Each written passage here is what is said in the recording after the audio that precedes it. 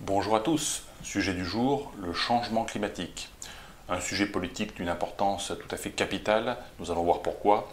Le climat change sur Terre depuis des millions d'années, c'est évident. Aujourd'hui, le dioxyde de carbone d'origine humaine, d'origine anthropique, est accusé de tous les maux. Disons-le tout de suite, le dioxyde de carbone n'est pas un polluant, c'est ce que nous rejetons lorsque nous, dans le cycle de la respiration, c'est ce qu'utilisent les plantes elles utilisent le carbone contenu dans le dioxyde de carbone pour constituer leur tissu. Au Carbonifère, le dioxyde de carbone était 25 fois plus important dans l'atmosphère qu'aujourd'hui, il y avait 25 fois plus de dioxyde de carbone. Aujourd'hui, le dioxyde de carbone représente 0,04% de l'atmosphère terrestre, contre 0,02% il y a un siècle. Ce sont des chiffres extrêmement bas, c'est une proportion très très faible. Si vous mettez 2 grains de sel dans votre soupe au lieu d'un seul grain, elle sera chimiquement 2 fois plus salée, mais vous ne le percevrez pas. Donc il n'y a pas de lien aujourd'hui scientifique avéré entre le dioxyde de carbone et le réchauffement climatique. En tout état de cause, ça n'a aucune importance pour les hommes politiques et pour les fonctionnaires du GIEC. Le GIEC, c'est un ramassis intergouvernemental de scientifiques. Il y a très peu de scientifiques, il y a beaucoup de fonctionnaires et de politiciens. Le GIEC, ça veut dire Groupe intergouvernemental pour l'évolution du climat. Donc c'est pour l'évolution, donc que ce soit le refroidissement ou le réchauffement climatique, ce qui est important, c'est de multiplier les lois, multiplier la réglementation et surtout multiplier les taxes.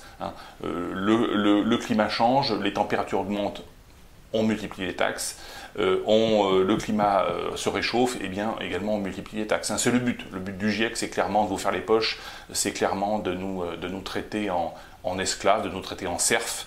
Je rappelle que l'homme moderne aujourd'hui est un serf qui est né sur un territoire et qui doit être géré par des technocrates du berceau à la tombe comme un esclave. On lui dit quoi consommer, quoi penser. C'est le but de ces organisations étatiques et para-étatiques. Donc naturellement, il n'y a aucune crédibilité scientifique sur le lien entre un éventuel changement climatique et le dioxyde de carbone, mais quand bien même il y en aurait un, nous devrions davantage craindre un refroidissement climatique qu'un réchauffement. Les grandes extinctions que nous avons connues dans le passé, à la fin du Permien, à la fin du Dévonien, à la fin du Trias, à la fin du Jurassique et puis à la fin du Crétacé, les 5 grandes extinctions, mais il y en a eu d'autres plus petites, sont toutes liées à des refroidissements climatiques et non pas à des réchauffements climatiques. Donc le changement climatique, il intervient depuis d'ailleurs des millions d'années sur Terre massivement et parfois causant des extinctions, et ça n'a rien à voir avec l'activité humaine. L'un des facteurs principaux de changement climatique sur Terre, c'est l'activité volcanique. L'activité volcanique, il faut savoir que les explosions volcaniques sont classées de VEI1 à VEI8, sachant que quand on passe d'un niveau à l'autre, donc de VEI1 par exemple à VEI2, l'explosion volcanique est 10 fois plus importante. Nous avons connu depuis 200 ans 4 explosions VEI6, donc des explosions très très importantes.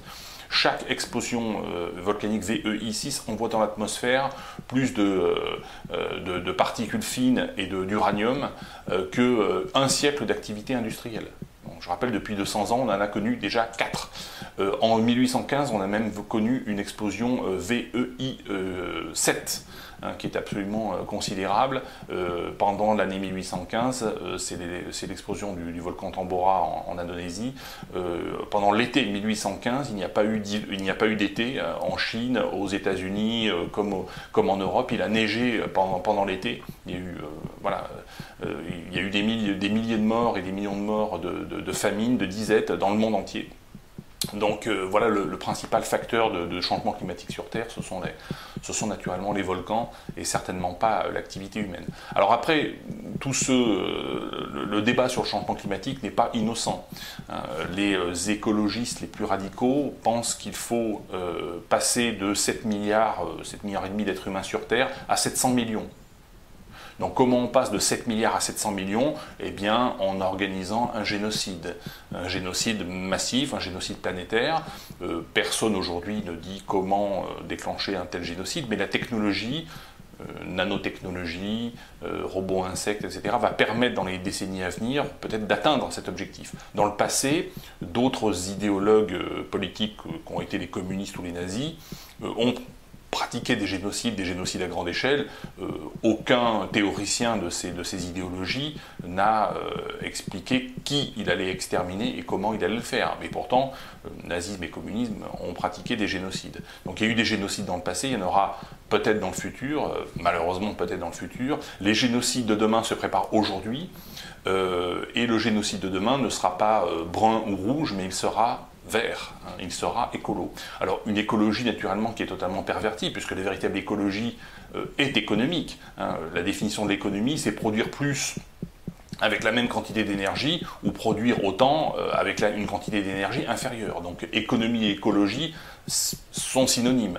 Lorsque nous parlons aujourd'hui d'écologie politique, nous parlons d'une écologie totalement perverse, soit parce qu'il s'agit d'écologistes, on va dire étatistes, qui sont là simplement pour nous faire les poches et pour lever des taxes carbone. Bon, soit on a affaire à d'anciens gauchistes ou d'anciens communistes ou d'anciens trotskistes, plus ou moins pédophiles, hein, qui ont trouvé dans l'écologie une façon de se recycler politiquement, soit on a affaire effectivement à des personnes qui sont des fanatiques génocidaires.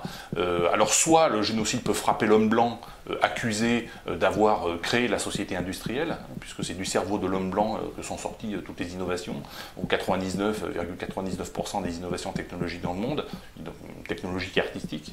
Donc soit effectivement il peut frapper l'homme blanc, soit il peut frapper effectivement les populations du tiers-monde, en disant tous ces gens du tiers-monde ne sont pas, se multiplient et font beaucoup d'enfants, exterminons-les. Donc voilà, les génocides de demain se préparent aujourd'hui.